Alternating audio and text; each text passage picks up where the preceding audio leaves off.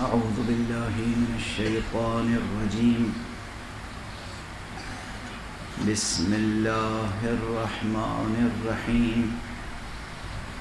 الحمد لله رب العالمين، والصلاة والسلام على أشرف الخلائق أجمعين، سيدنا وسيد الأولين والآخرين، حبيبنا وحبيب إله العالمين، إمام المرسلين وخاتم النبيين، أبي القاسم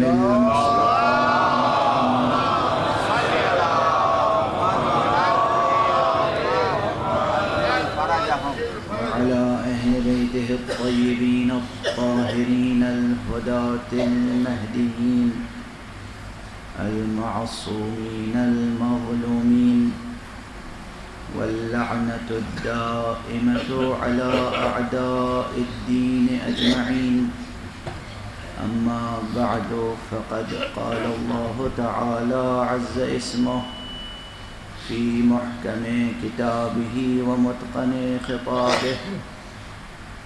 بسم الله الرحمن الرحيم. الله لا إله إلا هو الحي القيوم، لا تأخذه سنة ولا نوم. صلوات صل على محمد وآل محمد عاجل فرجه. ایک اور بلند تر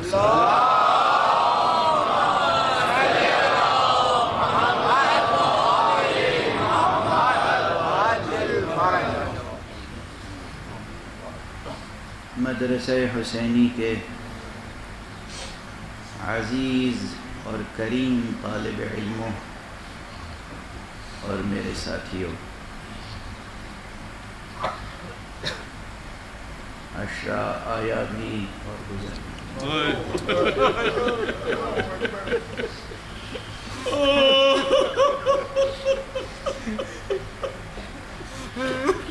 کل کی تقریر میں نے بطور مبالغہ نہیں کہا تھا، ہم تو سال بھر جیتے ہیں 10 دن،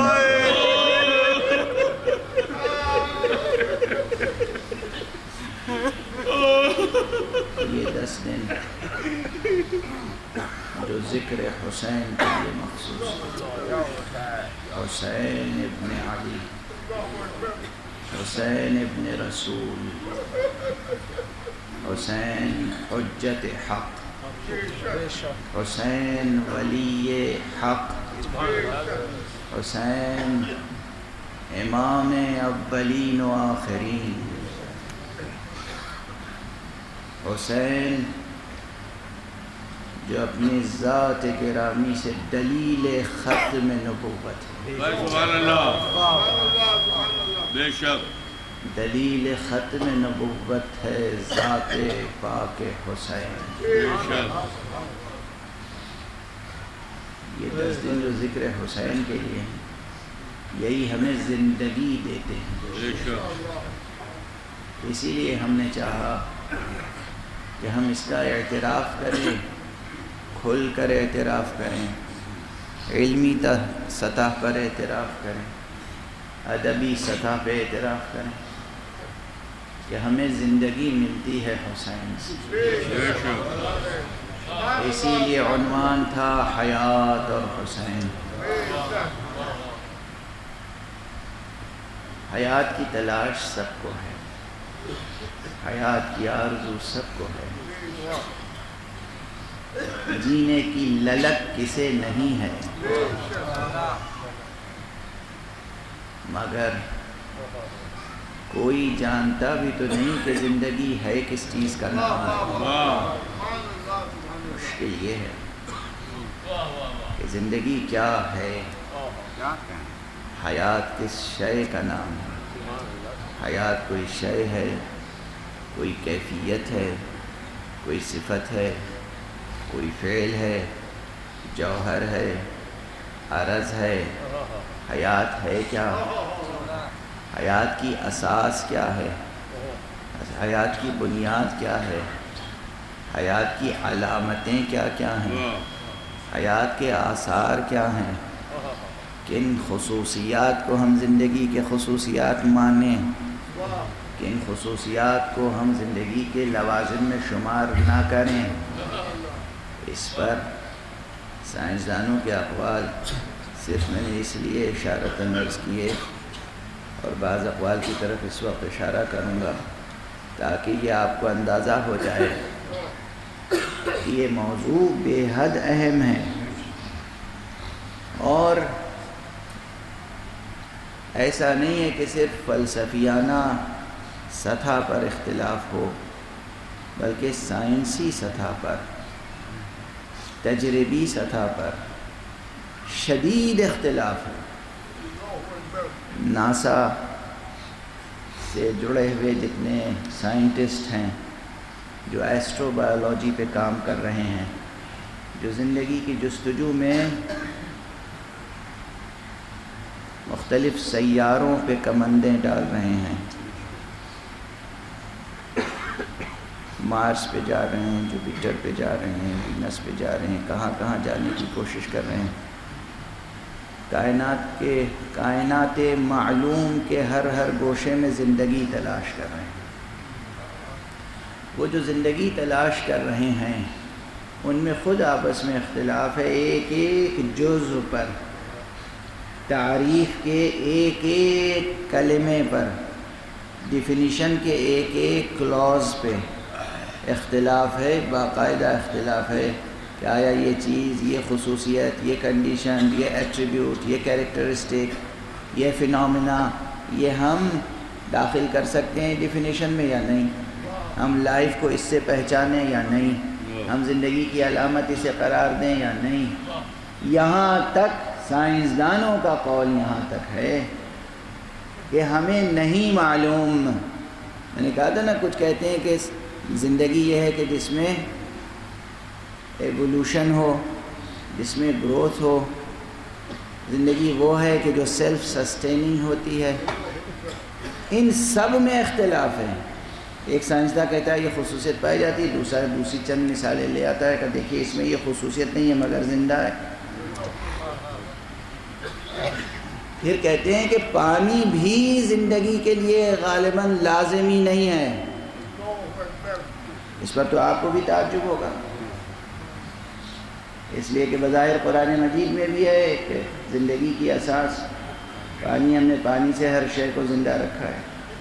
لیکن سائنسداں جو فرماتے ہیں وہ یہ کہتے ہیں کہ پانی پر اس زندگی کی بنیاد ہے جس کا تعلق اس کرۂ ارضی سے ہے۔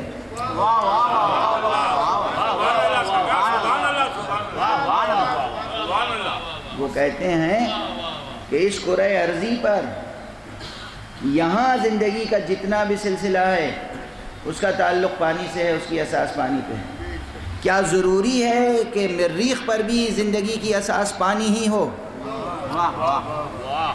سکتا ہے کہ وہاں کوئی اور چیز ہو۔ وینس پہ کیا ضروری ہے کہ پانی ہی زندگی کی اساس ہو سکتا ہے کہ کہیں سلفیورک ایسڈ جو ہے وہ زندگی کی اساس ہو سکتا ہے وہ وہاں پر زندگی کی کیمسٹری کی اساس ہو، کسی اور سیارے پہ کچھ اور ہو۔ یہ اختلافات خود سائنسدانوں کے درمیان میں ہیں، یہاں تک کہ تغذیے پر بھی بحث ہے، ریپروڈکشن پر بھی بحث ہے۔ یہ سب بحثیں موجود ہیں۔ اس وقت ہمارے ذہین اور فطین اور محنتی طالب علم جا کر انٹرنیٹ پہ ریسرچ کر سکتے ہیں، لائبریریز میں ریسرچ کر سکتے ہیں۔ جینوین سائنٹسٹ جو ہیں انہوں نے یہ سب بحثیں کی ہیں۔ ایک لائف کی ڈیفینیشن کے ہر فقرے، ہر لفظ، ہر کلمے، ہر کلوز پر بحثیں ہیں۔ ایک کہتا ہے، ایک کہتا ہے نہیں ہے، ایک کہتا ہے، ایک کہتا ہے نہیں ہے۔ تو اب جتنے لوگوں نے صرف زندگی کے زمینی نمونوں کو دیکھ کر زندگی کی تعریف اختیار کی ہے، انہیں ہم پر اعتراض کرنے کا کوئی حق نہیں ہے جب ہم آخرت کی زندگی کی باتیں کرتے ہیں۔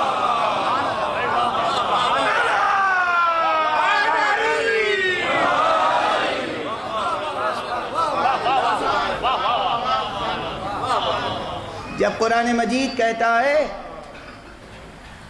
کہ وَمَا الْحَيَاةِ الدُّنْيَا إِلَّا لَهْوٌ وَلَعِبٌ وَإِنَّ الدَّارَ الْآخِرَةَ لَهِيَ الْحَيَوَانُ لَوْ كَانُوا يَعْلَمُونَ. یہ حیات دنیا کچھ نہیں ہے، یہ کھیل تماشا ہے، لہو و لعب ہے. در اصل زندگی تو دار آخرت ہے. شرط کیا رکھی؟ لو کانو یعلمون، اگر انہیں علم ہو تب سمجھیں گے.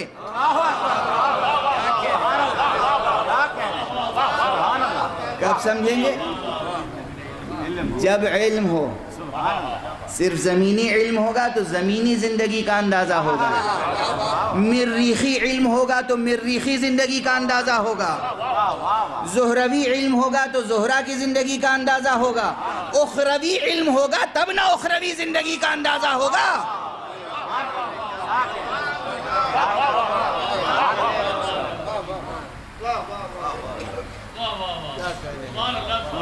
کوشش کیجئے، آپ کر رہے ہیں، مارشل سوائل لا کر ٹیسٹ کر رہے ہیں، مریخ کی مٹی لا کر ٹیسٹ کر رہے ہیں یا نہیں؟ ٹیسٹ کرتے وقت متفق نہیں ہے کہ ٹیسٹ میں ڈھونڈ کیا رہے ہیں.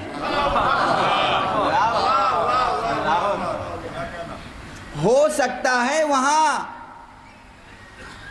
مریخی زندگی کے عناصر موجود ہوں، انہیں نظر آ رہے ہوں، مگر یہ سمجھ میں نہ آ رہی ہو بات کہ یہی زندگی کے عناصر ہیں. کیوں؟ اس لیے کہ یہ زمینی زندگی کے عناصر سے آشنا ہیں، یہ ارتھ پر جو لائف کے نمونے ہیں اس سے آشنا ہیں. بہت بعد میں ہو سکتا ہے پتہ چلے کہ اگلی نسل، اس کے بعد کی نسل، کہ وہی مٹی جو رکھی ہوئی تھی مریخ کی، اسی میں ہم نے مریخی زندگی کے عناصر ڈھونڈ لیے. توجہ ہے؟ ہمیں اخروی زندگی کا یقین اس لیے ہے کہ ہمارے پاس وہ علماء ہیں، علماء ہی نہیں، ہمارے پاس وہ شہر علم ہے.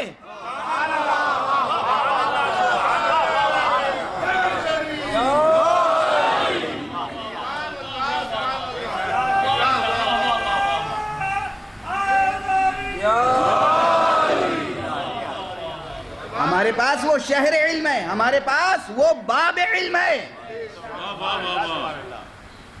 کہ جو زندگی اس دنیا کی زندگی، زمینی زندگی سے بھی آشنا ہے، مریخی زندگی، زہروی زندگی، جتنی ستاروں سیاروں کی زندگیاں ممکن ہیں وہ سب، اور اخروی زندگی سے بھی آشنا ہے، اس لیے کہ وہ گیا اور ہو کر واپس آیا.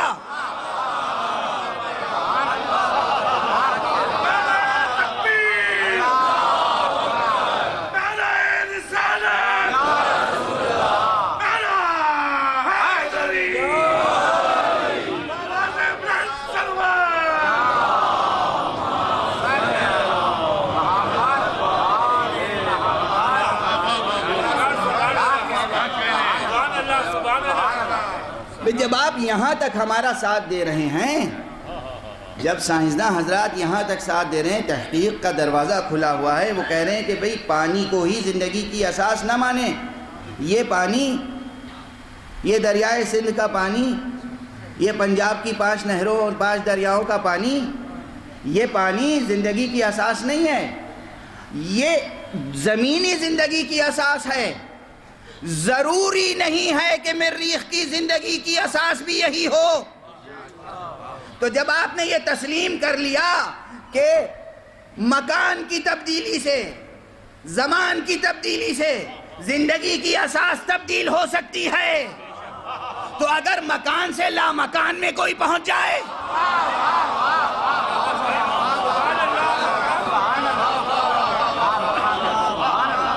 اور وہاں کی خصوصیتیں بتائے کہ دیکھو وہاں بھی زندگی ہے، زندگی کی رونق ہے، چہل پہل ہے، باغ ہے، نہریں ہیں، دریائے ہیں، پھل ہے، حور ہے، غلمان ہے، سب کچھ ہے. یہاں جیسے ہیں مگر یہاں کے نہیں ہیں.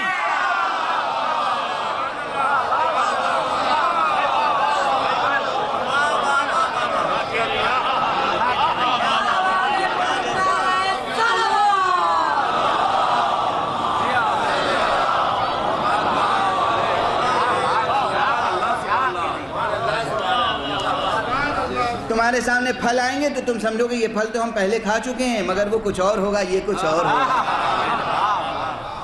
تمہارے سامنے دودھ کی شہد کی نہریں ہوں گی، تم سمجھو گے یہ دودھ وہی دودھ ہے جو ہم پہلے پیا کرتے تھے، وہی شہد ہے، وہ کچھ اور تھا، یہ کچھ اور ہے. وہ دنیاوی تھا، یہ اخروی ہے. وہ زمینی تھا، وہ مکانی تھا، وہ زمانی تھا. یہ لا مکانی لا زمانی ہے. وہ زمینی تھا، یہ بہشتی ہے.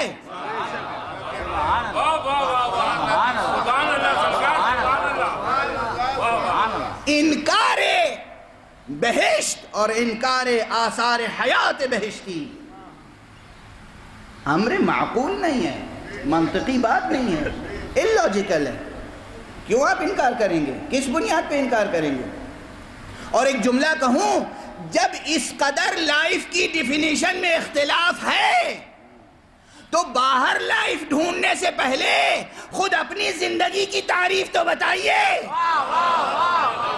ہمیں یہ ثبوت فراہم کیجئے کہ آپ بھی زندہ ہیں کہ نہیں.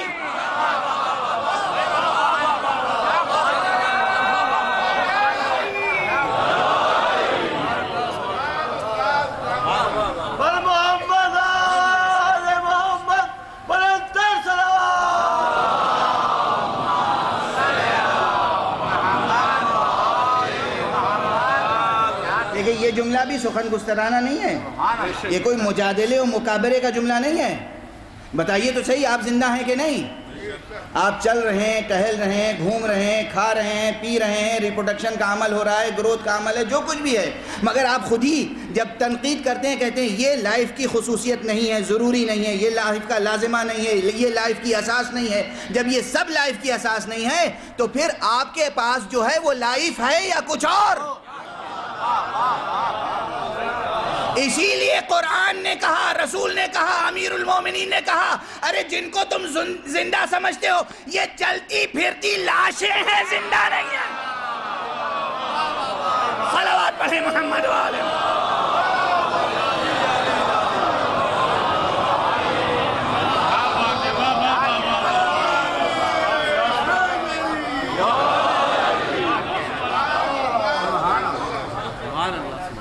پہلے طے تو کر لیں سب سر جوڑ کے.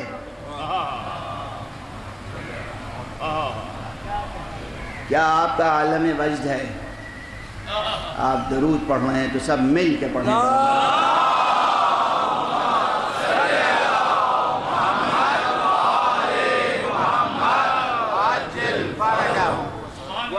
سب جوڑ کے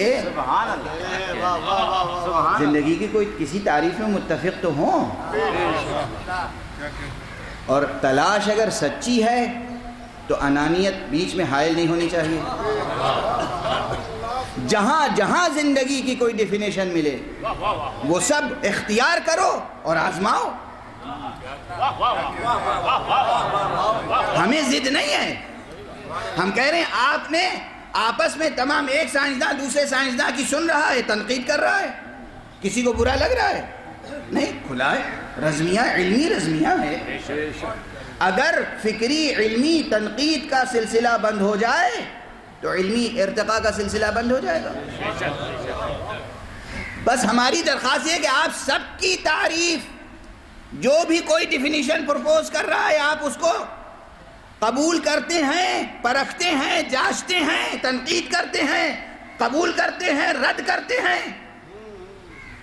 تو جہاں جہاں زندگی کی تعریفیں ہیں وہاں وہاں ان تمام تعریفوں پہ غور کرنے کی زحمت تو کریں. بس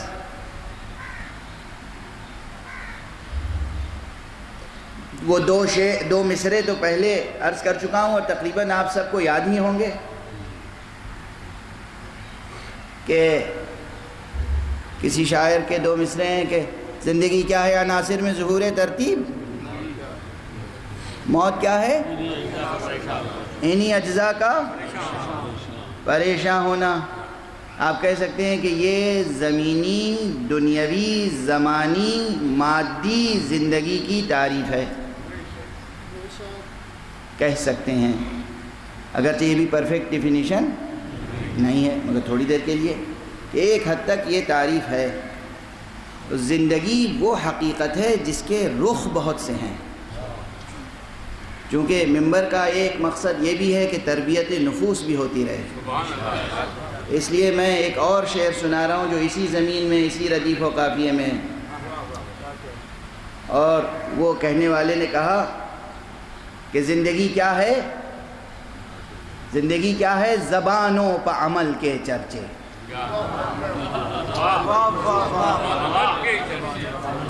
زندگی کیا ہے؟ زبانوں پہ عمل کے چرچے. موت کیا ہے؟ انہی چرچوں پہ پشیماں ہونا.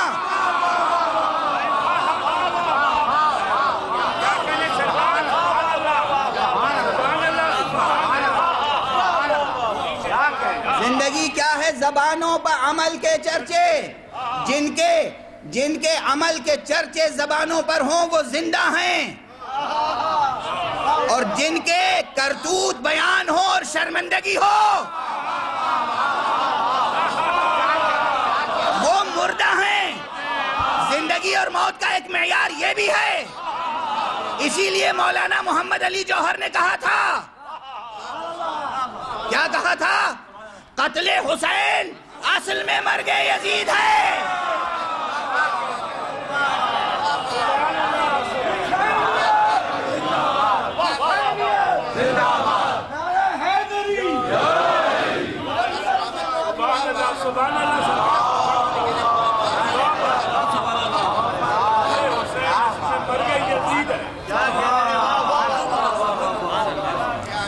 قرآن مجید نے کہیں طبیعی حیات کی طرف اشارہ کیا ہے، کہیں روحانی حیات کی طرف اشارہ کیا ہے، کہیں اخلاقی حیات کی طرف اشارہ کیا ہے، کہیں بہشتی حیات کا تذکرہ کیا ہے.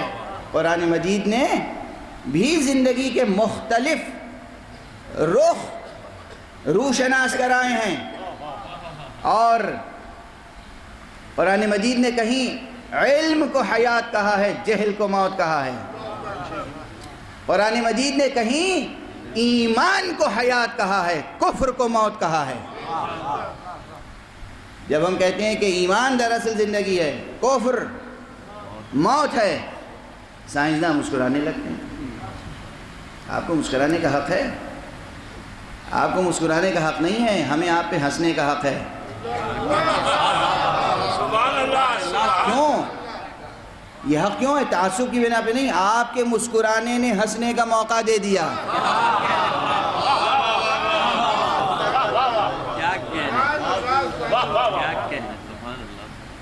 آپ خود زندگی کی تعریف پہ متفق نہیں ہیں، آپ کو خبر ہی نہیں کہ زندگی کیا ہے. کوئی میٹابولزم کو زندگی کی لازمی کیریکٹرسٹک سمجھتا ہے، کوئی کہتا ہے نہیں وہ زندگی کی لازمی کیریکٹرسٹک نہیں ہے. کوئی گروتھ کو زندگی کی لازمی کیریکٹرسٹک سمجھتا ہے، کوئی کہتا ہے کہ نہیں گروتھ نہیں ہے. کوئی واٹر کو زندگی کی اساس سمجھتا ہے، کوئی کہتا ہے نہیں ہے. تو اصلاً زندگی کا تصور ہی قائم نہیں ہو پا رہا ہے. جب زندگی کا تصور قائم نہیں ہوگا تو بات آگے بڑھے گی کیسے؟ تصور پہ بات آ گئی، تصور پہ بات آ گئی تو میری زبان سے بارہا آپ نے یہ شعر سنا ہے، مگر مجھے پسند بہت ہے یہ شعر. تصور پہ بات آ گئی تو زندگی کا تصور، حق کا تصور. میں منبر سے ہی یہ شعر سنا چکا ہوں، پروردگار کروٹ کروٹ جنت نصیب فرمائے. حضرت افسر نواب افسر لکھنوی کو جن کا یہ شعر ہے، انہوں نے کہا ہے ہر ایک ذہن میں ہے کچھ نہ کچھ تصور حق.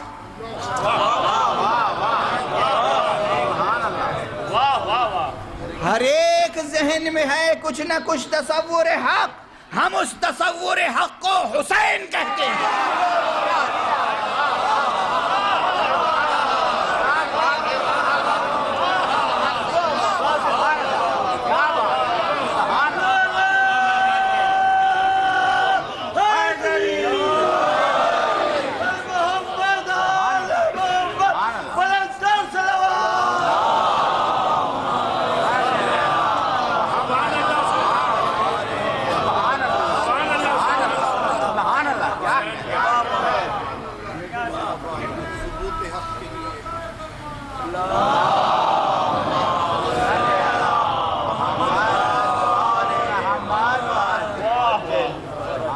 ارے ایک ذہن میں کچھ نہ کچھ تصور ہے، ہم اس تصور حق کو، ہمارا تصور حق بھی حسین کے ساتھ وابستہ ہے، ہمارا تصور حیات بھی حسین کے ساتھ۔ زندگی وہی زندگی ہے جو فنائے حسین میں فنا ہو جائے۔ علماء تشریف فرمائیں، اہل ذوق تشریف فرمائیں، اس لیے میرے اس جملے کو یاد رکھیے گا، فنا اور فنا، فنا اور فنا۔ زیارت عاشورہ پڑھتے ہیں نا، ابھی صبر و ضبط سے کام لیجیے، کیا کہتے ہیں اس میں؟ السلام علیکم یا ابا عبداللہ وعلی الارواح التي حلت بفنائک،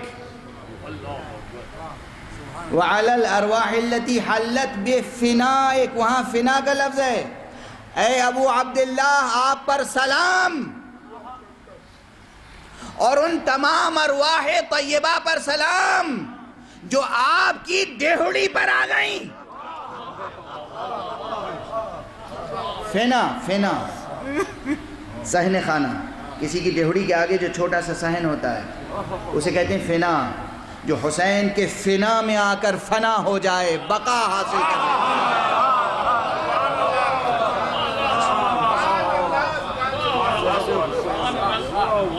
جو فنائے حسین میں فنا ہو جائے، زندگی اسی کی زندگی ہے۔ ہاں ہو سکتا ہے کہ جملے لگ رہے ہوں کہ خطیبانہ ہیں، مگر ہیں نہیں خطیبانہ۔ حیات اور حسین کا بہت گہرا تعلق ہے۔ حسین بھی اس ذات پاک کا نام ہے جو اپنے نانا کی طرح حیات دنیاوی اور حیات اخروی دونوں کا معیار مقرر کرتا ہے، دونوں زندگیوں سے ہمیں باخبر کرتا ہے۔ میں جو جملہ عرض کر رہا تھا حضور صلی اللہ علیہ وآلہ وسلم کے تعلق سے،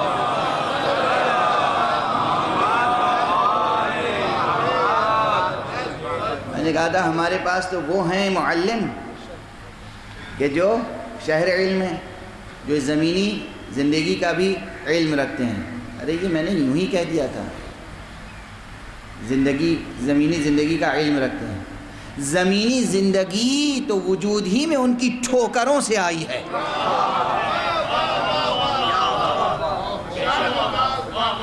زمینی زندگی ان کا تصدق ہے، ان کے طفیل میں ہے، اس لیے کہ وہ ہیں کہ لولاک لما خلقت الافلاک، وہ نہ ہوتے تو افلاکی خلق نہ ہوتے، نہ زمین ہوتی، نہ مریخ، نہ زہرہ، نہ مشتری، کچھ بھی نہیں ہوتا۔ یہ سب، یہ پوری کائنات، یہ پوری کہکشاں خاک قدم مصطفیٰ کے طفیل۔ تو ان کے لیے یہ سوچنا کہ انہیں علم ہے،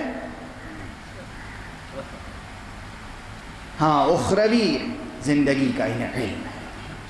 کیوں علم ہے؟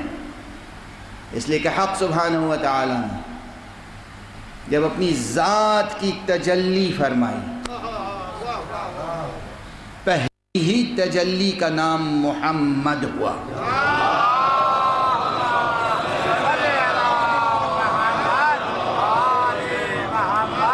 وہ پہلی تجلی، وہ پہلا تعین، وہ فیض اقدس، وہ تعین اول، وہ حقیقت محمدیہ ہے اور وہی حیات ہے.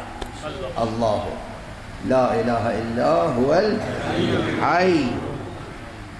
حی، یہ الحی میں علوم و معارف کی ایک دنیا ہے، ایک کائنات ہے حقائق کی ایک کلمہ الحی میں. میں نے عرض کیا تھا الحی الف لام کے ساتھ جو خبر ہے یہ انحصار کے معنی دیتی ہے، یعنی زندگی منحصر ہے بس ایک ذات میں.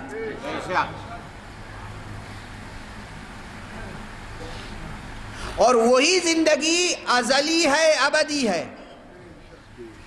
یہ میں عزیز گرامی قادر جناب اختر ضامن صاحب کے محبت قطع پہ گزارش کر چکا ہوں، اس لیے وہ پوری بحث نہیں دہراؤں گا، اشارہ کر کے آگے بڑھ جاؤں گا تاکہ تسلسل گفتگو کا برقرار رہے.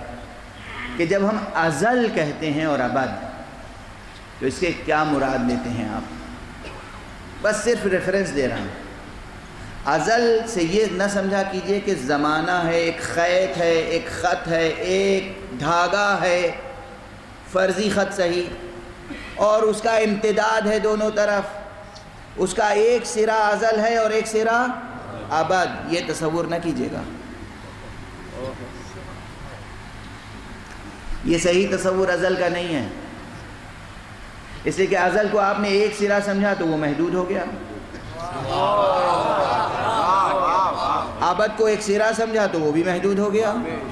محدود ازل نہیں ہوتا، ازل محدود نہیں ہوتا. جو محدود ہے وہ ہے زمان، جو لا محدود ہے وہ ہے ازل. غور فرمایا آپ نے؟ تو یہ تسلیم کیجئے کہ زمان ہے ظاہر اور اس زمان کا باطن ہے ازل. اس لیے ازل تھا نہیں، ازل ہے.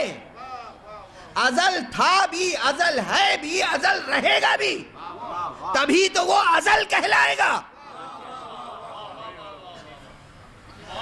پھر بطون کے بطون ہیں، بطون کے بطون ہیں. زمانے کا ایک باطن ازل، اس کا ایک اور باطن ابد، اس کا ایک اور باطن سرمد.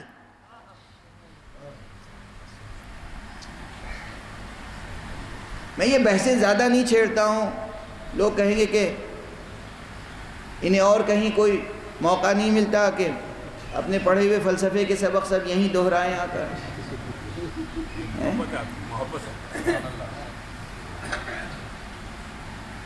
لیکن یہ بحثیں اشارہ کرتے ہوئے آگے بڑھنا ضروری ہے. زمان ٹائم یہ ظاہر ہے. جیسے آپ کا ایک ظاہر ہے جسم، جو آپ شناختی کارڈ بنوانے کے لیے تصویر بنوانے جاتے ہیں، تصویر کھنچواتے تو نہیں ہے نا؟ کھنچوایا مت کیجئے، بنوایا کیجئے. یہ فقرہ مجھے بہت برا لگتا ہے. ہوگا اردو میں، اب تک ہوگا، اس کے بعد ترک کر دیجئے، متروک کر دیجئے. متروکات کی نئی فہرست بنائیے. یہ تصویر کھینچنا اور تصویر کھنچوانا، یہ کھینچنا بھی برا ہوتا ہے، کھنچوانا بھی برا ہوتا ہے. کھینچنے اور کھنچوانے کی مشق چھوڑ دیجئے. اور خاص طور سے یہ سب کنٹیننٹ میں بہت ہے. ایک دوسرے کو کھینچنے کے علاوہ آگے سہارا دے کے بڑھانا بھی سیکھیے.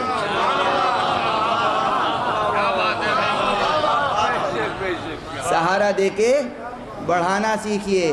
کھینچ کر بگاڑنا نہ سیکھیے، سہارا دے کر بنانا سیکھیے. تو آپ تصویر بنواتے ہیں تو اس میں کیا آتا ہے؟ آپ کا چہرہ چلا جاتا ہے اس میں، پھر آپ کے ساتھ نہیں رہتا. آپ سوچیں معمے کیوں لے کے بیٹھ گئے؟ یہ بچوں کو بہلانے والے معمے نہیں ہیں، یہ حکیمانہ بحثیں ہیں. جوہر و عرض کی بحث ہے. یہاں عرض قابل انتقال ہے کہ نہیں، یہ بحث ہے. ملا ہادی سبزواری کے سامنے جب سب سے پہلے فوٹوگراف سے ان کی تصویر کھینچ کے رکھی گئی تو حیرت میں مبتلا ہو گئے. کہنے کہ اب تک جو ہم نے فلسفہ لکھا تھا باطل ہو گیا، نئے سرے سے فلسفہ لکھنا ہوگا. یہ عرض منتقل کیسے ہو گیا؟ یہ بحث ہے، علمی دنیا کی بحثیں ہیں جن کی طرف میں اشارہ کر رہا ہوں. علمی دنیا کی بحثیں ہیں جن کی طرف اشارہ کر رہا ہوں. تو بہرحال یہ چہرہ آپ کا جو تصویر بنانے والے نے بنا دیا. یہ چہرہ ہے، یہ ایک آپ کا ظاہر ہے، یہ ظاہر ہے. اور اس کے بعد آپ کا ایک باطن ہے، اور اس باطن کا باطن ہے، اور اس باطن کا باطن ہے، اور اس باطن کا باطن ہے، اور اس باطن کا باطن ہے، اور سلسلہ بطون کی کوئی انتہا نہیں.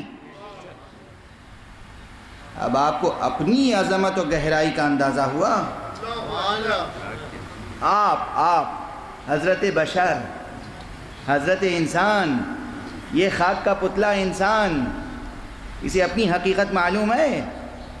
یہ ایسی ہی عزیز القدر چیز ہے، ایسا ہی قیمتی گوہر ہے کہ اللہ نے اس کو بنا کے ناز فرمایا ہے اور کہا ہے کہ لَقَدْ خَلَقْنَا الْإِنسَانَ فِي أَحْسَنِ تَقْوِيمٍ.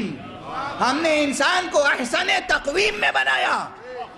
قسمیں کھا کر وَالتِّينِ وَالزَّيْتُونِ وَطُورِ سِينِينَ وَهَذَا الْبَلَدِ الْأَمِينِ لَقَدْ خَلَقْنَا الْإِنسَانَ فِي أَحْسَنِ تَقْوِيمٍ. یہ اس اہتمام کے ساتھ انسان کی خلقت کا تذکرہ یہاں ہو رہا ہے. سورہ والشمس میں والشمس وضحاها والقمر اذا تلاها، پورا سورہ 11 قسمیں کھانے کے بعد پھر نفس انسانی کا تذکرہ ہو رہا ہے. کسی اور جگہ وَلَقَدْ كَرَّمْنَا بَنِي آدَمَ، وہاں انسان کو کرامت بخشنے کا تذکرہ ہو رہا ہے. قرآن مجید میں جگہ جگہ انسان کا قصیدہ پڑھا جا رہا ہے. اس لیے انسان کو غور کرنا چاہیے نا کہ ہم کیا ہیں. بس یہی ایک مشت خاک، یہی ایک مٹھی غبار، بس. نہیں، یہ ظاہر ہے. اس ظاہر کے اندر باطن ہے، باطن کے اندر باطن ہے، باطن کے اندر باطن ہے. تنے خاکی میں قد اپنا نہا ہے، زمین جیسے حجاب آسماں ہے.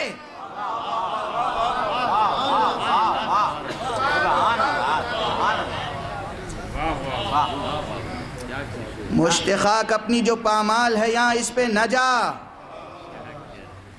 مشت خاک اپنی جو پامال ہے یہاں اس پہ نہ جا، سر کو کھینچے گا فلک تک یہ غبار آخر کار. انسان کی اہمیت پہلے سمجھ میں آئے. اپنی آپ جناب والا اپنی اہمیت سمجھے، اور جب اپنی کچھ اہمیت سمجھ میں آ جائے گی تب میری باتیں سمجھ میں آئیں گی کہ مصطفیٰ کون ہے، مرتضیٰ کس کا نام ہے، زہرا کس کا نام ہے، حسن مجتبیٰ کسے کہتے ہیں، حسین شہید کربلا کسے کہتے ہیں.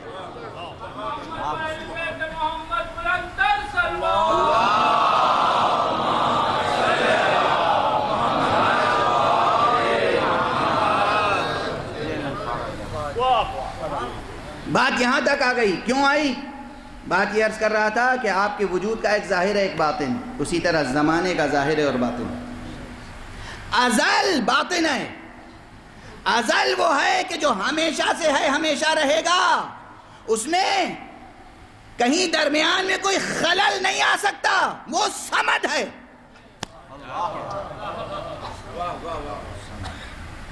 توجہ ہے؟ اب جو حیات ازلی ہوگی، الحی جسے کہا جا رہا ہے، اس کی شان یہ ہونی چاہیے کہ کہیں سے موت کا سایہ بھی اس پہ نہ پڑنے پائے. توجہ ہے؟ حیات ازلی کیا ہو سکتی ہے؟ کل غالباً میں نے گزارش کی تھی کہ اس قرآن مجید میں تلاش و جستجو کیجئے تو الحی، ذات اقدس الحی کی ازلیت کے 5 دلائل پیش کیے یا 5 علامات پیش کیے، جن میں سے 3 اسی آیت الکرسی میں ہیں، 2 دوسرے مقامات پر ہیں. کیا؟ ایک یہ کہ وہ اونگتا بھی نہیں، لا تاخذہ سنۃ، وہ اونگتا نہیں. کیوں؟ اونگ ایک قسم کی موت کا سایہ ہے. کیوں؟ جب اونگتا ہے انسان تو حیات کا عمل، لائف کا فنکشن معطل ہو جاتا ہے.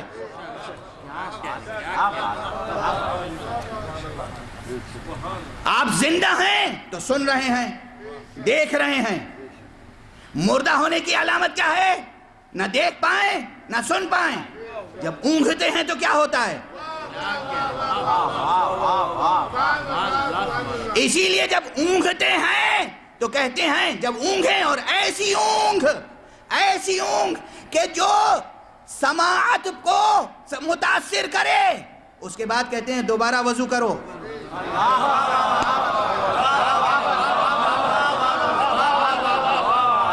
یہ وضو زندگی عطا کرنے کے لیے ہے۔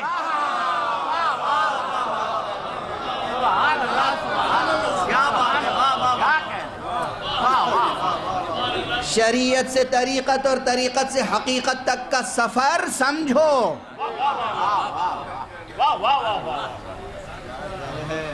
وضو کر کے بیٹھے تھے، مسجد میں بیٹھے تھے، قرآن لیے بیٹھے تھے، رات بھر قرآن پڑھا، نماز شب پڑھی، سب کچھ کیا، اذان صبح سے پہلے وہیں بیٹھے بیٹھے اونگھ گئے، مگر ایسی اونگھ کہ مؤذن نے تکبیر کہی تو ریکگنائز نہیں کر پائے، رجسٹر نہیں کر پائے، سمجھ نہیں پائے کہ اذان ہو گئی۔ بیٹھے تھے، کسی نے برابر سے شانہ ہلایا، نماز صبح نہیں پڑھیں گے؟ کیا ہوا؟ اذان ہو گئی، ہم تو یہیں بیٹھے ہیں، سنا نہیں؟ تو کہیں گے جا کے وضو کر کے آئیے۔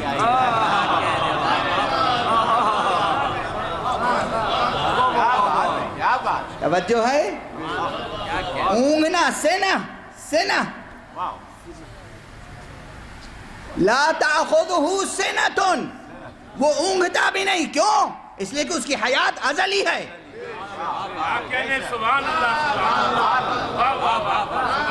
حیات ازلی کی ایک دلیل ہے کہ وہ اونگتا نہیں، دوسری دلیل سوتا بھی نہیں، بدرجہ اولا۔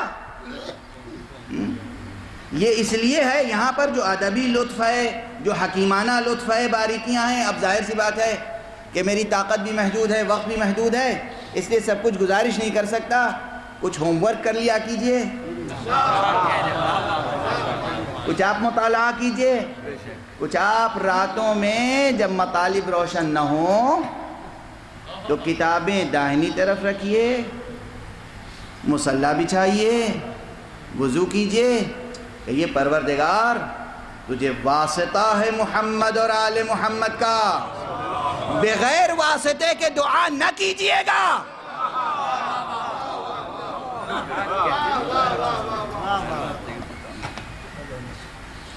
جن کے قدموں کے طفیل سے زندگی ملی ہے، انہی کے ناموں کے تصدق میں دعا قبول ہوگی۔ پروردگار واسطہ ہے محمد اور آل محمد کا، ہمارے لیے مطالب روشن فرما دے۔ بتا دے مولا زندگی کسے کہتے ہیں، بتا دے پروردگار ہم کیسے زندہ رہیں، بتا دے پروردگار ہم موت کے گزن سے بچیں کیسے۔ توجہ ہے؟ تو نہ اونگنا، یہ اس کی حیات کی ازلیت کی ایک دلیل، نہ سونا، یہ اس کی حیات کی ازلیت کی دوسری دلیل، اور بدرجہ اولا وہ حی لا یموت ہے، نہ مرنا، صاف صاف یہ اس کی حیات کی ازلیت کی تیسری دلیل۔ چوتھی دلیل اسی آیت مبارکہ کے آخر میں وسع کرسیہ السماوات والارض ولا یعودہ حفظہما وہو العلی العظیم۔ یہ ولا یعودہ کیا ہے؟ وہ تھکتا نہیں،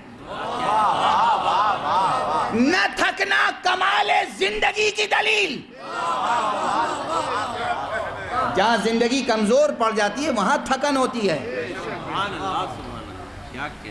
اور قرآن مجید کے دوسرے مقامات پر جہاں کہا گیا افعینا بالخلق الاول، کیا ہم ایک بار پیدا کر کے عاجز آ گئے، اب ہم خلق نہیں کر سکتے؟ عاجز آ جانا بھی حیات کے کمال و ازلیت کے منافی ہے۔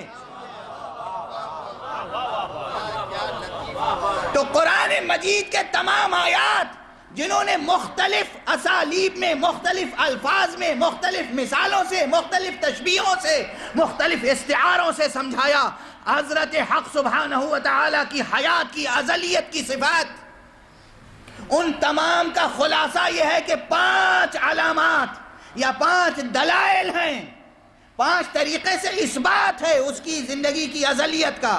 ایک یہ کہ لا تأخذہ سنۃ ولا نوم. اب میں اپنی عبارت پڑھ رہا ہوں، اپنی. ولا موت، نہ اونگتا ہے، نہ سوتا ہے، اور نہ موت ہے اس کے لیے. نہ وہ تھکتا ہے، نہ عاجز آتا ہے.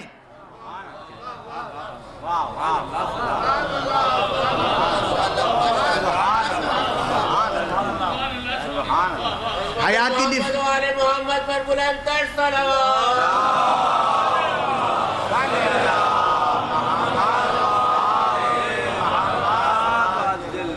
حیات کی جتنی بھی تعریفات ہوں گی، اب یہ بحث اگر چلتی رہی تو چلتی رہے گی. زندگی کی ڈیفینیشن، پرفیکٹ لاجیکل ڈیفینیشن جو سب کے لیے ایکسیپٹیبل ہو، سب کے لیے قابل قبول ہو، اس تک پہنچنا اتنا آسان نہیں ہے. مجھے یقین ہے اگلے 100 برس تک بھی یہ ممکن نہیں ہوگا سائنسدانوں سے. سائنسدانوں سے یہ ممکن نہیں ہوگا کہ بالکل پرفیکٹ لاجیکل ڈیفینیشن پرپوز کر سکے لائف کی. مگر یہ کہ قرآن مجید نے مختلف طریقوں سے حیات اخروی اور حیات بہشتی اور حیات الہی اور حیات زمینی، تمام حیاتوں کا تذکرہ کیا ہے. حیات علمی، حیات ایمانی. اور خود حضرت حق سبحانہ و تعالیٰ کی زندگی کی ازلیت کی کئی دلیلیں دی ہیں قرآن نے؟ 5. 6 تو نہیں ہے نا؟ 4 تو نہیں ہے نا؟ اور 4 سے کم نہیں. 5 دلیلیں ہیں. عجیب بات ہے، 5 دلیلیں ہیں. بہرحال یہ اب ذہن میں رکھیے، اس کی حیات ازلی ہے، وہ الحی ہے. چونکہ وہ الحی ہے اسی لیے معبود ہے، چونکہ وہ الحی ہے اسی لیے وہ القیوم ہے. ٹھیک ہے نا؟ آج یہیں تقریر رک رہی ہے. یہ 9 تقریریں صرف کلمہ مبارک الحی کے اطراف میں ہوتی رہیں اور ابھی بحث مکمل نہیں ہوئی. مگر صرف یہ عرض کر رہا ہوں کہ ابھی حیات کا ایک تصور تو ہمیں ملا. حیات وہ ہے کہ جہاں حیات ازلی، جہاں عاجزی نہ ہو، تھکن نہ ہو، خستگی نہ ہو، اونگے نہیں، سوئے نہیں. موت تو بہت بڑی چیز ہے. لیکن یہاں ایک بحث اور گزارش کر دوں کہ زندگی کی جتنی بھی قسمیں ہیں، بہرحال ہم اپنے لیے بھی ایک زندگی کے قائل ہیں نا، تو یہ چیز بھی ذہن عالی میں رہے کہ حضرت حق سبحانہ، جو کہہ چکا ہوں اشارتاً، پھر اس وقت بھی ایک اشارہ اور کر دوں کہ اللہ سبحانہ و تعالیٰ کی زندگی کیا ہے؟ ازلی، ابدی، نامتناہی، لا متناہی، لا انتہا. ہماری آپ کی زندگی کیا ہے؟ اصلا جب زندہ وہ ہے، جب ایک چیز نامتناہی ہوتی ہے تو اس کی ضد ہوتی ہی نہیں.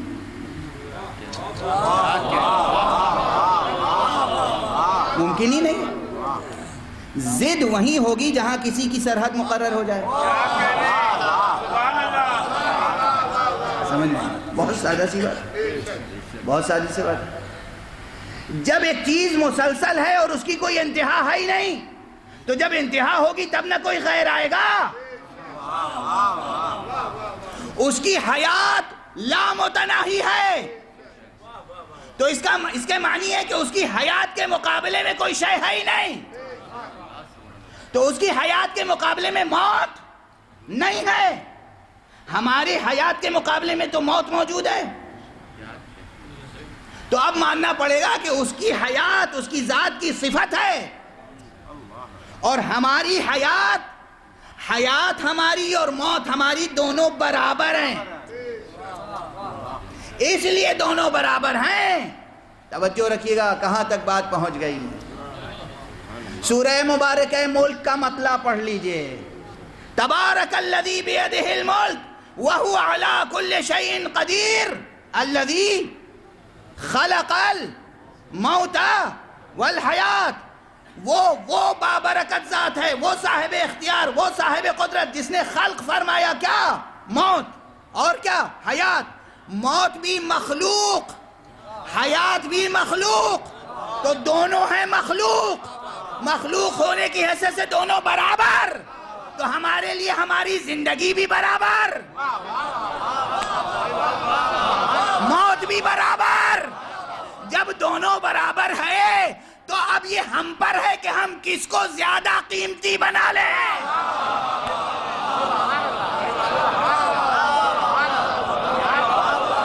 زندگی اس کی راہ میں صرف ہو جائے تو زندگی قیمتی ہو جائے گی، موت اس کی راہ میں آ جائے تو موت قیمتی ہو جائے گی. صلوات پڑھیں محمد و آل محمد.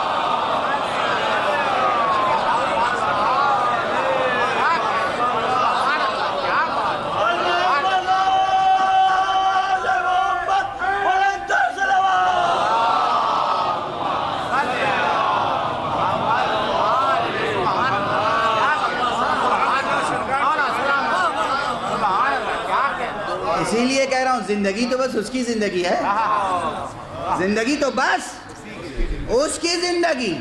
ہماری تو زندگی موت برابر ہے. موت بھی مخلوق ہے اللہ کی، زندگی بھی مخلوق ہے اللہ کی. دونوں برابر ہیں اور دونوں ہمیں دی گئیں. جب دونوں مخلوق ہیں اور دونوں ہمیں دی گئیں تو دونوں نعمتیں ہیں. زندگی بھی اس کی نعمت ہے، موت بھی اس کی دی ہوئی نعمت ہے. اس کی دی ہوئی ہر نعمت کی قدر کرو. نہ زندگی رائے گا ہو نہ موت رائے گا.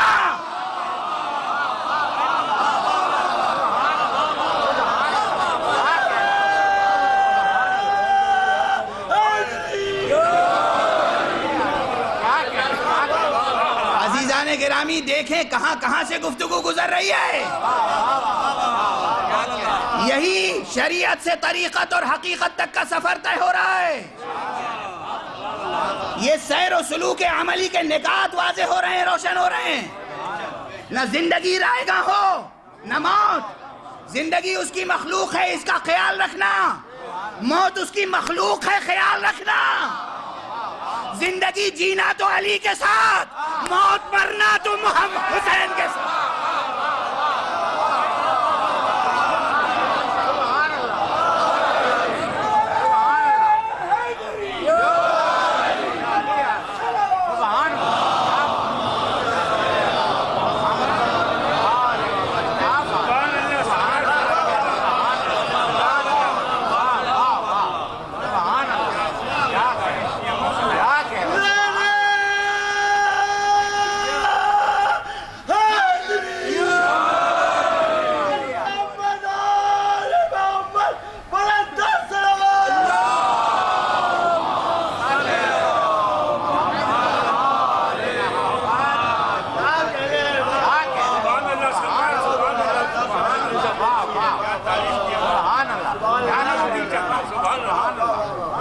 خدا کی قسم، حق کی قسم، زندگی کی قسم، زندگی میں لطف ہے تو بس محمد و آل محمد کے ساتھ، اور مرنے کا بھی مزہ ہے تو بس محمد و آل محمد.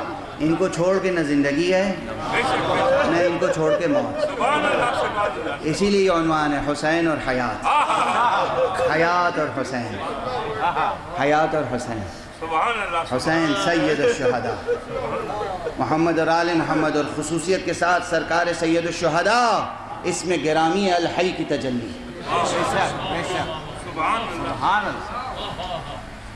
حسین کی زندگی. اب آپ کی طبیعتوں پہ گراں گزرے گا، آپ کہیں گے معجزے سناتے ہیں. ہاں آپ کے لیے ہوگا معجزہ، ہمارے لیے حقائق ہیں، واقعات ہیں، حقائق ہیں، واقعات ہیں. ایک جوان آتا ہے روتا ہوا امام حسین کے پاس.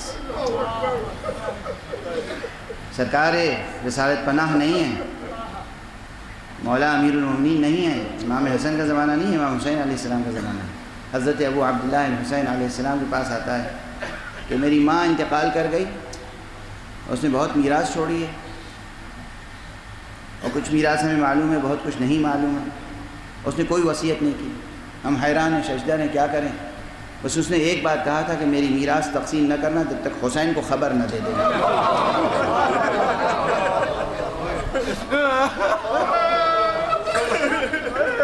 ضبط کریں، ابھی ضبط کریں، کچھ پڑھنے دیں، دیکھیں کتنی دیر پڑھ پاتا ہوں۔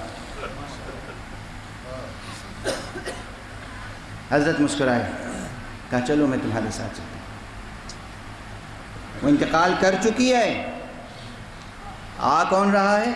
کوئی اور نہیں، حسین۔ دروازے پہ پہنچے، دستک دی، سبحان اللہ، اندر سے اسی خاتون کی آواز آئی، ابو عبداللہ سلام ہو آپ کا، آئیے آئیے تشریف لائیں۔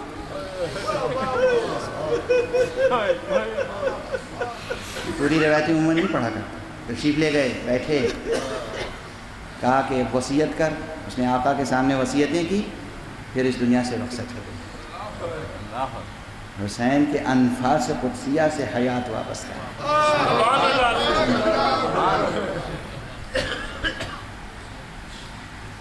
دو افراد آپس میں لڑتے ہوئے آئے، کس کے پاس؟ حسین کے پاس۔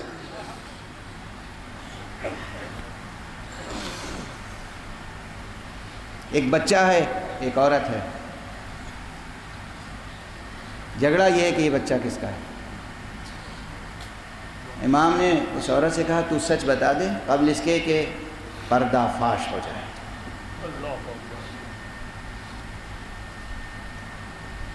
سنیں عزیزان گرامی، یا حسین کا نام بلند کرنے والے، اپنی زندگیوں میں حسین کا واسطہ اخلاقی قدریں پیدا کریں، شریعت کے احکام پہ عمل کریں، دنیا اور آخرت کی زندگی کو سنواریں، ورنہ حسین کا جلال کسی سے کم نہیں ہے۔ حسین سراپا جمال بھی ہیں، حسین سراپا جلال بھی ہیں۔ کہتے ہیں قبل اس کے کہ میں کچھ کہوں تو خود بتا دے۔ وہ مسلسل جھوٹ بولتی رہی۔ امام نے کیا کیا؟ وہ معجزہ جو سب قرآن میں جناب یوسف کے لیے پڑھتے آئے ہیں، اس گود کے بچے سے کہا تو بتا دے حقیقت کیا ہے۔ مگر نوزائیدہ بچہ گفتگو کرتا ہے، جب تک اس کی زندگی کمال کے درجے تک نہیں پہنچ جاتی اس وقت تک گفتگو پہ قادر نہیں ہوتا۔ سخن کمال زندگی کی علامتوں میں سے ہے۔ وہ نوزائیدہ بچہ حسین نے ادھر اسے حکم دیا، ادھر اس نے گواہی دیا کہ میرا باپ فلاں شخص ہے، یہ سب دروغ گو ہیں۔ اس طرح کے ایک دو معجزات نہیں ہیں، کتابیں پڑھیں، یہ سب واقعات حضرت سید الشہداء ابو عبداللہ الحسین کے ہیں۔ حسین جس کو پیغمبر نے کہا، بار بار کہتا ہوں، اس چھوٹے سے جملے میں کیا معنویت ہے، جسے پیغمبر نے کہا تھا حسین منی وانا من حسین۔ وقت ختم ہو گیا، اس لیے میں اس سے زیادہ گزارش نہیں کر سکتا۔ حسین سید شباب اہل جنت، حسین دلیل حیات حق۔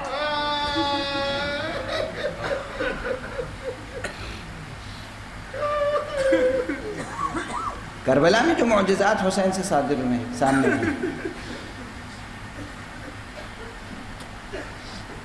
شب عاشور جو امام نے معجزات دکھائے،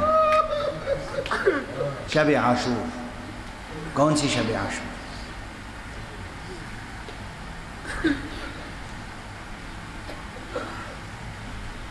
کر گئے حضرت شبیر اور ان کے اصحاب، یہ دو سادہ سے مصرے یاد رکھیے گا، کر گئے حضرت شبیر اور ان کے اصحاب کیا عبادت شب عاشور سحر ہونے تک،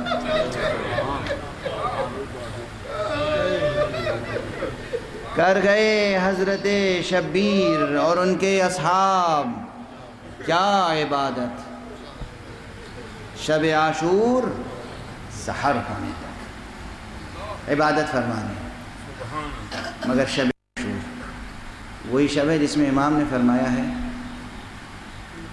کہ دیکھو اپنے اصحاب سے، دیکھو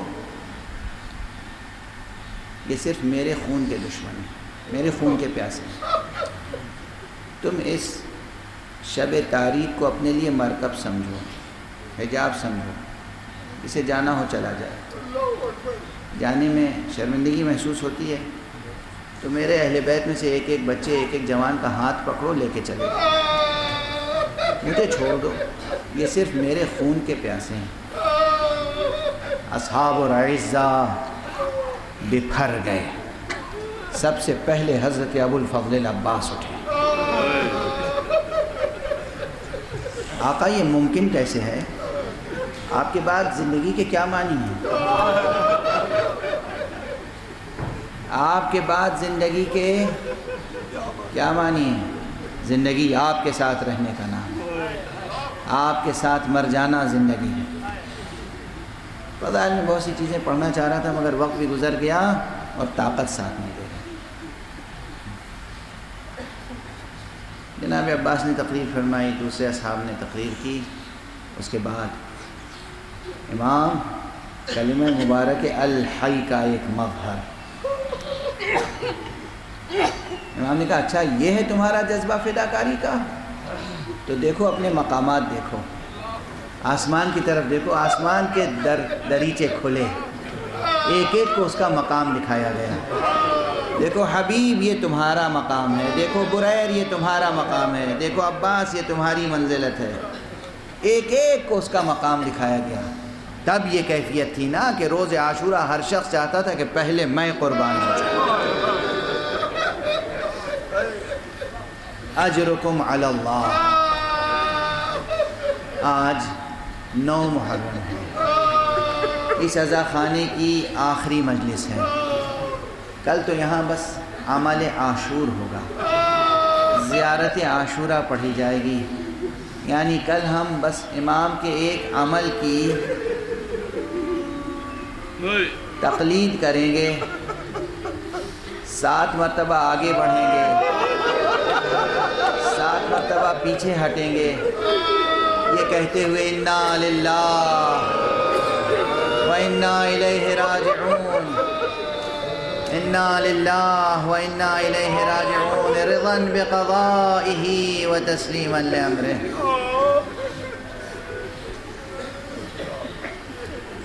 ہاں اگرچہ طاقت ہمت ساتھ نہیں دے رہی ہے مگر اس عزا خانے کا پچھلے کئی برسوں سے یہ دستور تھا کہ یہاں پر 5 محرم کو حضرت علی اصغر کے مصائب بیان ہوتے تھے، ان کی شہادت کا بیان ہوتا تھا، لیکن میں نے ہی گزارش کی اس مرتبہ کہ ترتیب شہادت میں حضرت سید الشہداء سے پہلے تمام شہداء کے بعد آخری شہادت جناب علی اصغر کی ہے۔ کربلا میں، نجف میں ہم نے اپنی طالب علمی کے زمانے میں اتنے عشروں میں شرکت کی، خود کربلا معلیٰ میں وہاں جناب علی اصغر کی شہادت کا بیان 9 محرم کو ہوتا تھا اور 10 محرم کو جناب سید الشہداء کی شہادت کا بیان ہوتا تھا، لیکن چونکہ یہاں 9 محرم کو یہ باقاعدہ مجلس ہوتی ہے اور 10 کو کسی باقاعدہ مجلس کا تصور کر بھی نہیں سکتے ہم۔ 10 تو وہ تاریخ ہے جس دن مجلس اجڑ گئی،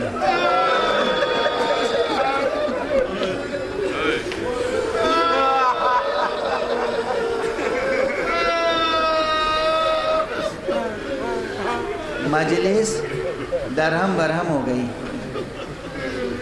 محفل اجڑ گئی۔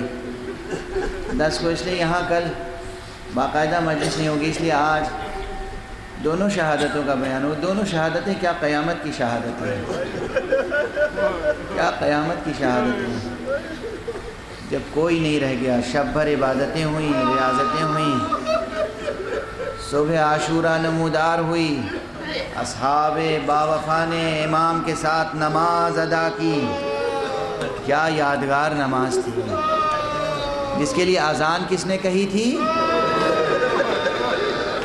اذان اس نے کہی تھی کہ جو شبیہ ہے پیغمبر تھا، حضرت علی اکبر نے اذان کہی، امام حسین نے نماز پڑھائی، نماز ختم ہوئی، ادھر مخالفین کی طرف سے سنسناتے ہوئے تیر آنا شروع ہو گئے۔ ایک آواز گونجی کسی شقی کی، اس نے اپنے فوجیوں کو گواہ کر کے کہا کہ تم گواہ رہنا، حسین کی طرف پہلا تیر پھینکنے والا میں ہوں۔ جنگ کا آغاز ہو گیا۔ حملہ اولا میں بہت سے شہید ہو گئے، جن میں مسلم ابن اوسجہ بھی تھے، اور بہت سے وفادار امام کے صحابی تھے۔ ہر صحابی اپنی جگہ آسمان شہادت کا تارا ہے۔ مسلم ابن اوسجہ کی شہادت کوئی معمولی شہادت ہے، حبیب کی شہادت کوئی معمولی شہادت ہے، بریر کی شہادت کوئی معمولی شہادت ہے، زہیر قین کی شہادت کوئی معمولی شہادت ہے۔ کس میں اتنی طاقت ہے جو ان تمام شہادتوں کو پڑھ سکے؟ مگر مطالعہ کیا کیجئے، دیکھا کیجئے، ان شہادتوں کے بیان میں بڑا درس ہے، ان شہادتوں کے بیان میں سیر و سلوک کے دقائق ہیں، لطائف ہیں، ظریف باتیں ہیں، لطیف باتیں ہیں، قرب خداوندی، قرب حق سبحانہ و تعالیٰ کے درس ہیں، راہیں ہیں، طریقے ہیں، راستے ہیں۔ ان شہادتوں کا مطالعہ کیا کریں۔ ہم لوگ تو بہت کم مختصر بیان کر سکتے ہیں، اور وہ بھی بیان کرتے ہیں کس طریقے سے بیان کرتے ہیں ہم جانتے ہیں۔ آسان ہے کیا بیان کرنا؟ ذرا تصور کیجئے کہ حسین جب یکا و تنہا رہ گئے، حسین جب یکا و تنہا رہ گئے اور ایک مرتبہ آواز بلند کی، حل من ناصر ینصرنا، حل من مغیث یغیثنا، کیا کوئی مدد کرنے والا ہے جو ہم اہل بیت محمد کی مدد کرے؟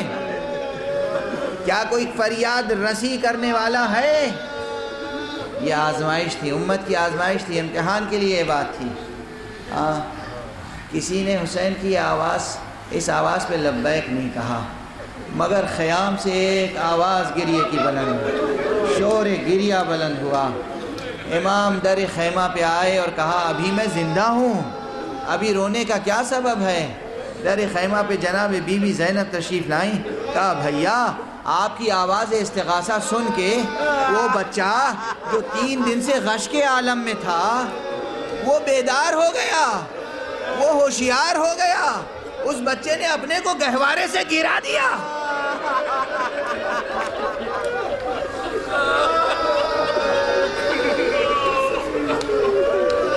امام علیہ السلام نے اس بچے کو اٹھایا، کہا میرے حوالے کر دو۔ بیویوں نے اٹھا کر بچہ امام کے حوالے کیا، امام نے رضا کا سایہ کیا، میدان میں تشریف لائے، اور اب دشمنوں کو یہ گمان گزرا کہ حسین قرآن لے کر آ رہے ہیں تاکہ صلح ہو جائے، جنگ بندی ہو جائے۔ لیکن جب امام نے دامن عبا کو ہٹایا تو دیکھا کہ ایک ننھا سا بچہ ہے، اور امام فرما رہے ہیں اگر تمہاری نگاہ میں گناہگار ہوں تو یہ شیر خوار بچہ تو کسی دنیا کے قانون میں گناہگار نہیں ہے، یہ پیاسا ہے، اسے پانی پلا دو۔ یہ حجت تمام کرنے کے اسالیب تھے، ورنہ حسین اور طلب آپ، اے معاذ اللہ،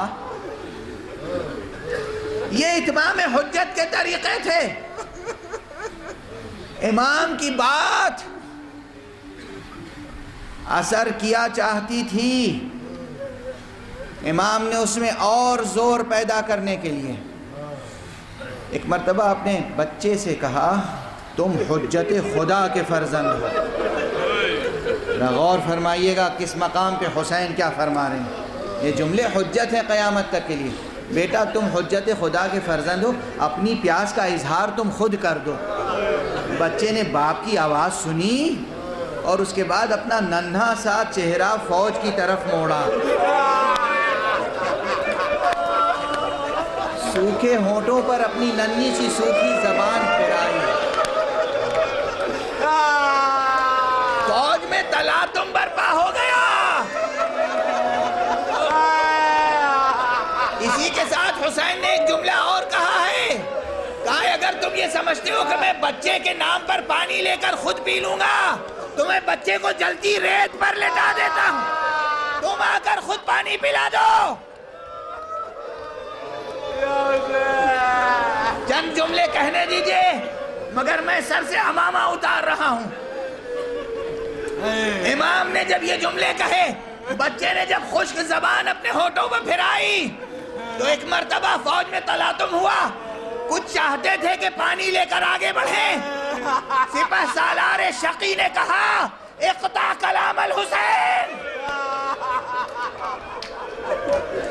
حسین کے کلام کو منقطع کر دو۔ ایک شقی نے، ایک لعین نے تیر سے شعبہ کا نشانہ لیا، اور اس کے بعد چشم فلک نے یہ ستم دیکھا کہ وہ ننھا بچہ حسین کے بازو میں آویزہ ہو گیا۔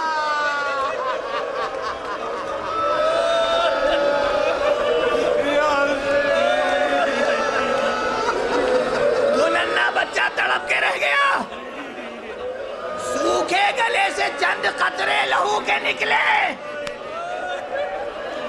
دستے ادب جوڑ کے ایک جملہ کہہ رہا ہوں، خواتین سن رہی ہیں، مرد سن رہے ہیں، صاحبان اولاد سن رہے ہیں، باپ کو ایک بچے سے کتنی محبت ہوتی ہے، ذرا اس کا اندازہ کریں۔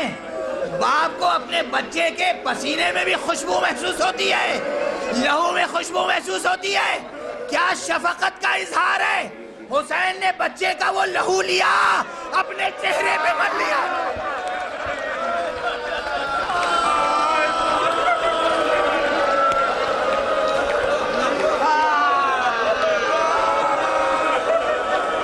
اور فرمایا بیٹا میں اسی طرح تمہارے جد رسول اللہ کی خدمت میں جاؤں۔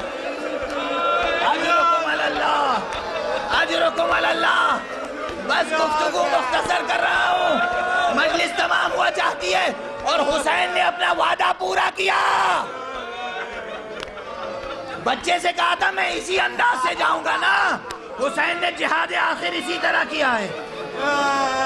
حسین بچے کو لے کر خیام کی طرف گئے، آپ سنتے رہتے ہیں کس شان سے گئے، کس عزم سے گئے، کس اہتمام سے گئے، کیا ترانہ توحید تھا زبان پر، کیا شجاعت و صبر کا ترانہ تھا زبان پر۔ انا للہ و انا الیہ راجعون، رضا بقضائہ و تسلیما لامرہ۔ اس کے بعد در خیمہ پہ پہنچے، اب زینب کے ساتھ رباب بھی ہے۔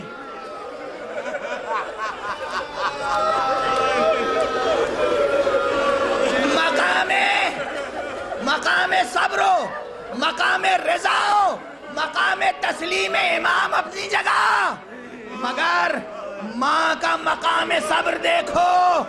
ایک مرتبہ حسین نے پھر دامن ردا کو ہٹایا، ماں کے سامنے بچے کو پیش کیا۔ ماں نے دیکھا اور کہا بنیا امثلو کا یونار۔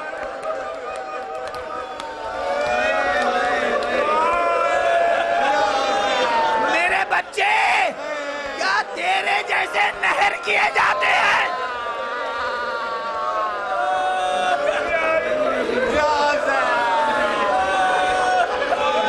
امام نے بچے کو سپرد خاک کیا، اور اس کے بعد پھر ایک ایک سے رخصت ہوئے۔ بس 2-3 جملے جہاں تک پڑھ سکوں گا۔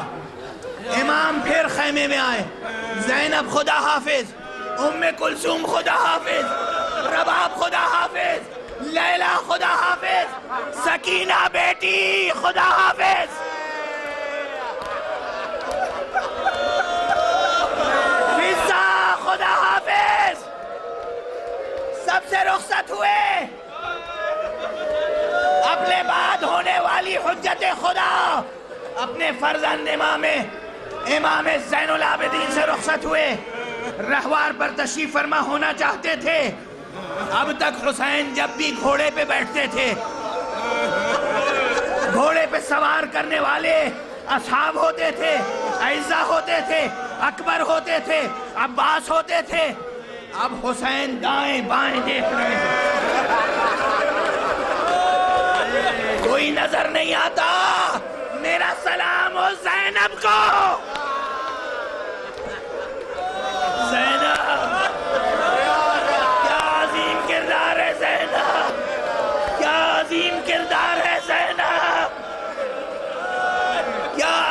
کردار ہے زینب. زینب آگے بڑھی. بھیا میں سمجھ گئی کوئی سوار کرنے والا نہیں ہے, میں رکاب تھامتی ہوں. بسم اللہ وباللہ وفی سبیل اللہ.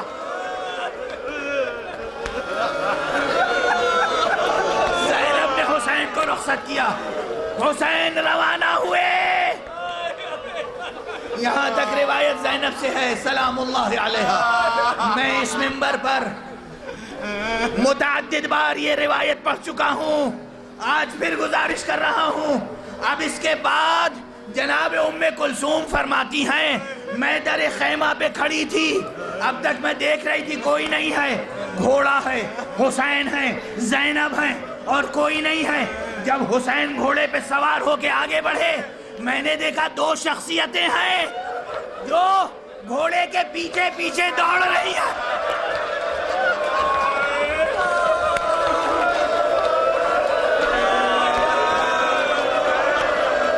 مجھ سے رہا نہیں گیا, قدم خیمے سے باہر آ گئے. میں بھی دوڑی, بھیا حسین, بھیا حسین. امام نے روکا رہوار, پلٹ کے دیکھا, کہا بھیا آپ کے پیچھے کون ہے, مجھے کیا نظر آ رہا ہے؟ کہا بہن جب میں نے اکبر کو رخصت کیا تھا اکبر آگے آگے تھا, میں پیچھے پیچھے تھا, اب میں جا رہا ہوں. نانا محمد رسول اللہ. تیرے حسین خدا حافظ. حسین الوداع, حسین الوداع, حسین